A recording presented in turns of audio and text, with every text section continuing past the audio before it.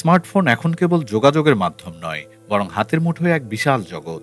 আঙ্গুলের এক ছোঁয়ায় খুলে যায় অসংখ্য গল্প, ভিডিও আর ছবি।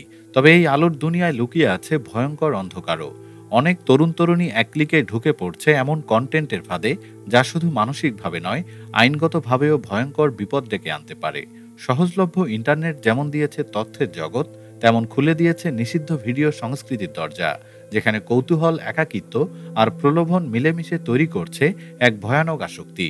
সামাজিক মাধ্যম, শর্ট ভিডিও বা বন্ধুর পরামর্শে দেখা শুরু হওয়া ভিডিও একসময় হয়ে ওঠে নেশার মতো।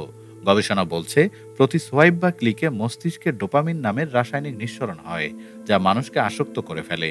ধীরে ধীরে এই আগ্রহ পরিণত হয় অভ্যাসে, আর অভ্যাস গড়ায় অপরাধে। অনেকে ভিডিও শেয়ার করে, কেউ বা সংরক্ষণ বা নিজেরাই কন্টেন্ট তৈরি করে, অথচ বুঝতেই পারে না এটা শাস্তিযোগ্য অপরাধ। বাংলাদেশের পর্নোগ্রাফি নিয়ন্ত্রণ আইন অনুযায়ী এর জন্য জেল জরিমানার বিধান আছে।